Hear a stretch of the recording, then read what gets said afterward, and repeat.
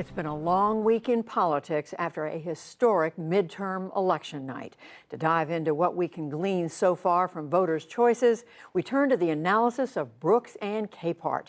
That's New York Times columnist David Brooks and Jonathan Capehart, columnist for the Washington Post.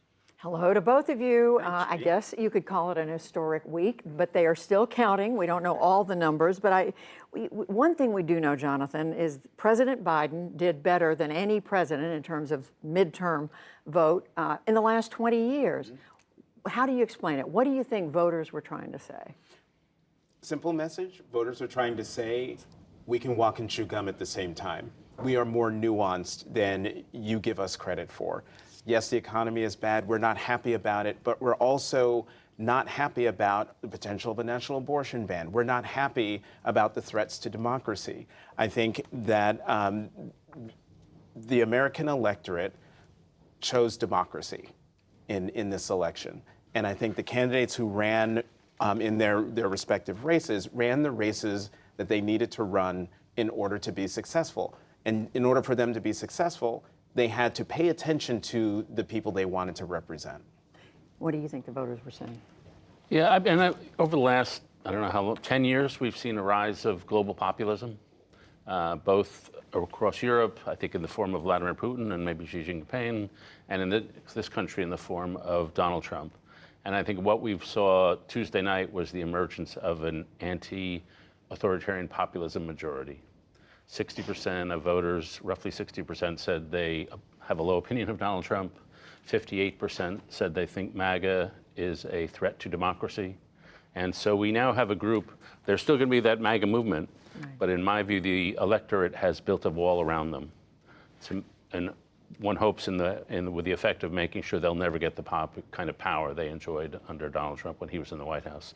What struck me also, and this is related, was that performative populism where everything is just a show, which Trump embodies.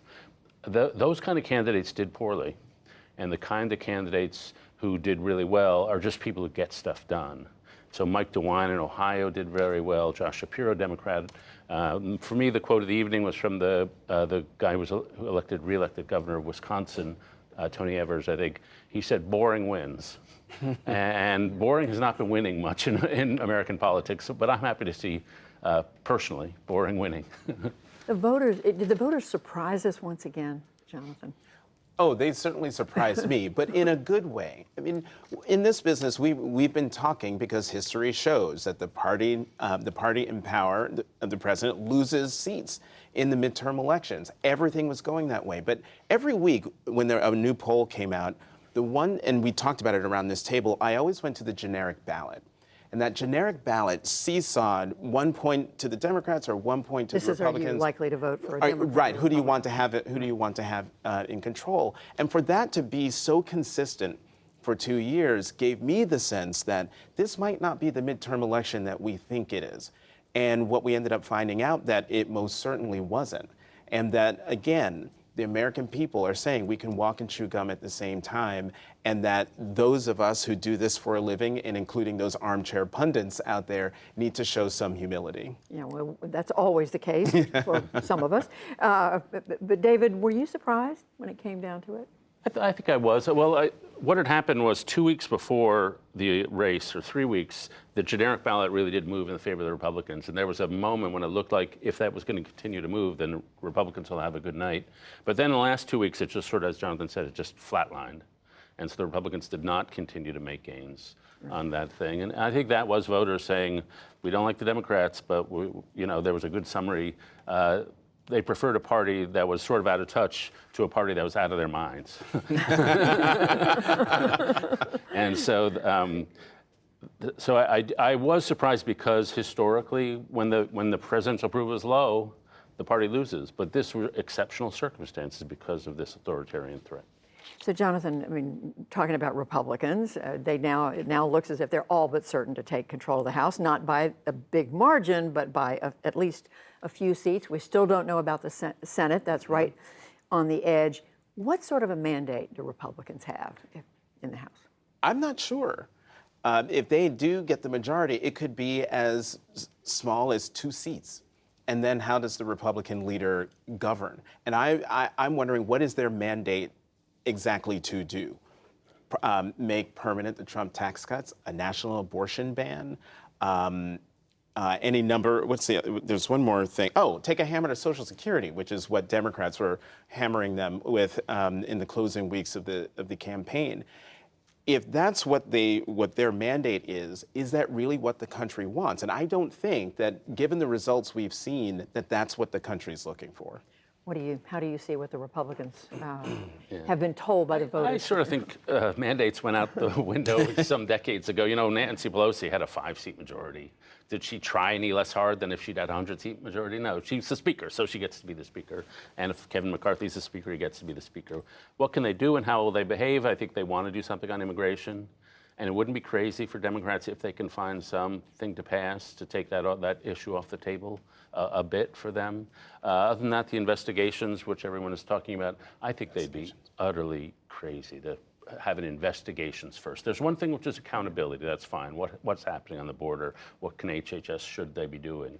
But if they're just going to go after Hunter Biden, if there's one thing we've learned over the last 10 years, the American people are just sick of everything turning into scandal investigation. If Donald Trump is not laid low by scandal, then nobody's going to get laid low. And so I think that would just be a catastrophic mistake. Immigration, were you going to say? No, you reminded me. Immigration would be a great thing if Republicans and Democrats could come together and do something about it. But the problem will be, and this all centers on let's just assume, just for this conversation, that Republicans regain the majority. The real contest will be, well, who's that leader? If it is current House Minority Leader Kevin McCarthy, in order to get the gavel, what concessions will he give to the House Freedom Caucus in order to secure enough votes?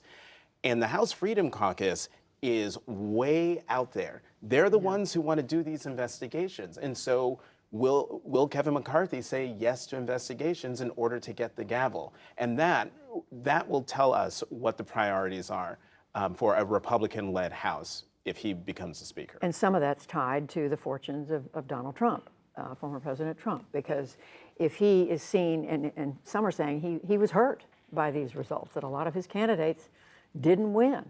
So where do you see that going? Many conversations over the last 3 days about Trump and DeSantis with Republicans. Will Republicans finally break with Trump? Do they see DeSantis as a brighter object? I still think Donald Trump is going to get the nomination for this reason. If there are 5 other competitors, he only needs to get 33% in the primaries and he'll win it, which I think that's the most likely outcome. But his decision this week to really take on calling him sanctimonious already, DeSantis. It worked. I think that is just very foolish of Trump because he's just elevating DeSantis. The final thing I'll say is we have the 2016 model in our mind that if there's a normie Republican, they get crushed by Donald Trump. Why should a Mike DeWine, not that he's going to run, but why normie Republicans did way better than the performative Republicans? So why should we always assume that a moderate, normal Republican has no shot at beating Donald Trump? I hope one of them gets in and tests this proposition. And speaking of normie Republicans, or Virginia Governor Ralph Northam, he's someone who will most likely run simply because he can't run for re-election to governor. You mean Glenn Youngkin? Glenn Youngkin. What did I say? The last governor. The last Ralph Northam. It's Ralph okay. Northam. My apologies, Governor Youngkin. But Governor Youngkin is one of those normie Republicans who will most likely run, and to my mind, might be a better candidate than Governor DeSantis. So I just want to be clear. We're using the word normie as in this is a David Brooks word, right? No, I did not invent this. I think 2 generations below me invented that word. So just quickly, if we still think Donald Trump's going to run, what about Joe Biden after these elections? Oh, he's totally running. Okay. I was convinced he was going to run before the midterms, but if you're the president of the United States who is coming out of midterms with this result, with your party in this strong a position, why wouldn't you run again? I agree. He sort of expressed this to you a couple of weeks ago. Yeah. And then he was even more blatant, I think, this week, where he said, we want to run, and me and Jill want to run. So I can expect Joe Biden to run. He was sounding pretty confident at that news conference on Wednesday. So just last thing, I want to bring up the election deniers. They did well. I think you've talked about this in some parts of the country, but not everywhere.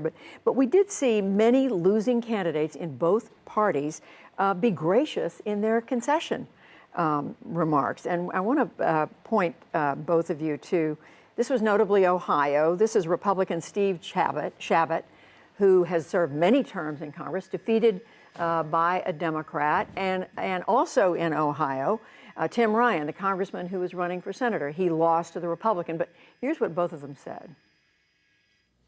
I have the privilege to concede this race to J.D. Vance because the way this country operates is that when you lose an election, you concede. You respect the will of the people, right? We can't have a system where if you win, it's a legitimate election, and if you lose, someone stole it.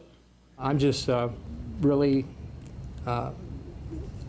very honored to have been able to serve this community as long as I did. It was the toughest Republican-held seat in the entire country outside of California.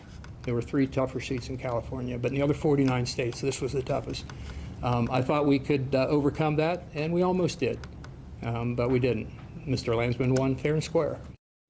David, that tells us something about maybe we're headed in a good direction. Yeah, a return to normalcy, people being gracious and patriotic. I would say one of the big things about this election was it really made it much less likely we'll have an electoral crisis in 2024.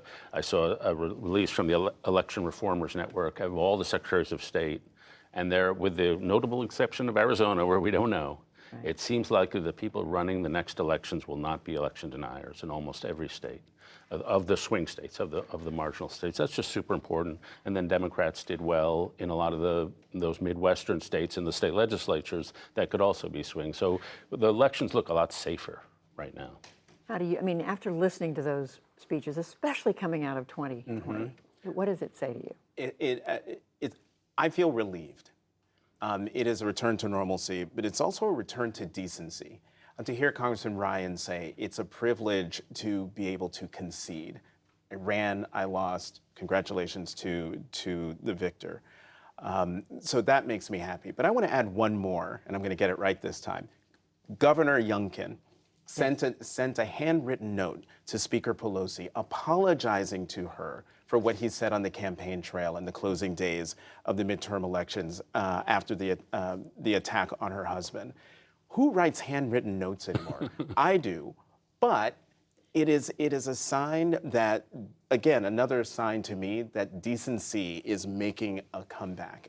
And I hope more people who are in elective life follow those 3 examples. So so what we've been talking about here at this table, there weren't as many election deniers elected as won, but some of them are going to be serving in office, David. And if you are right, and former President Trump's running for president the next time, then where does this? Well, a lot really matters whether Kari Lake wins in Arizona, because Arizona is a state where the governor has tremendous power over elections, and so she would be the epicenter of trouble if there was going to be trouble in 2024. Well, we are watching Arizona, we're watching Nevada, and we'll be in early December watching the state of Georgia. Thank you both after this wild week. Jonathan Capehart, David Brooks, thank you. Thanks, Thank you. Judy.